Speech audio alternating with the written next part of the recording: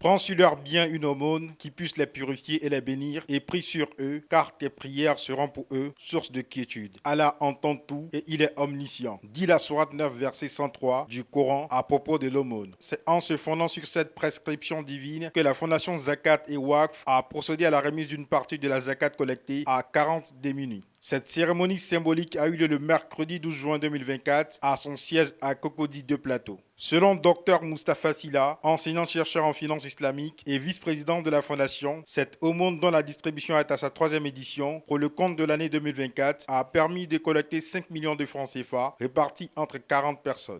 Alors aujourd'hui la distribution c'est 5 millions que nous distribuons et ces 5 millions proviennent de la collecte que nous avons pu avoir pendant le mois du Ramadan passé.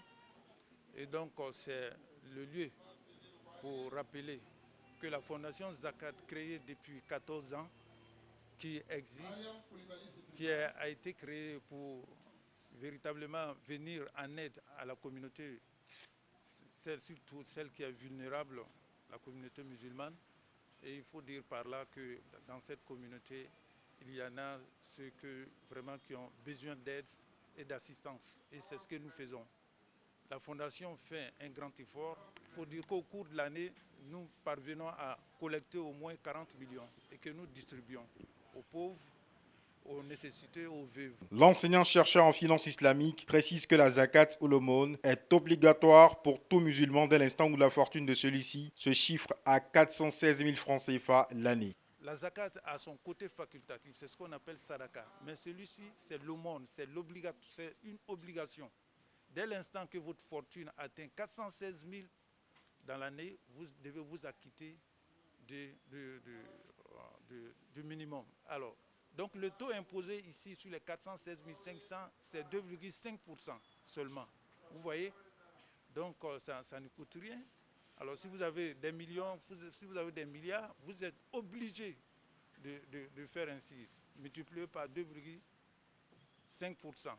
Et donc toutes les richesses que vous possédez, que ce soit en banque, que ce soit dans l'immobilier et ailleurs, vous êtes obligé de les réunir après une année et puis frapper par le taux et vous faites sortir le montant qui revient à la Fondation Zakat. Dembélé Issouf et Benjamin Solange, bénéficiaires de cette action, ont exprimé leur gratitude aux responsables de la Fondation Zakat et Waqf. Dit à les retardataires qui sont encore dans l'ombre, qui fassent la même chose, comme ce qu'on vient de faire tout à l'heure. Donc on remercie encore les donateurs et je vous remercie beaucoup et qu'à la face que nous soyons vraiment bénéficiaires à tout moment, Inch'Allah. Je suis contente, je veux dire merci à tous ceux qui ont pensé à nous et Dieu merci à celui qui a organisé cela et tous ceux qui ont participé, que Dieu même bénisse les œuvres et que tout ce qu'ils font soit prospère. Merci.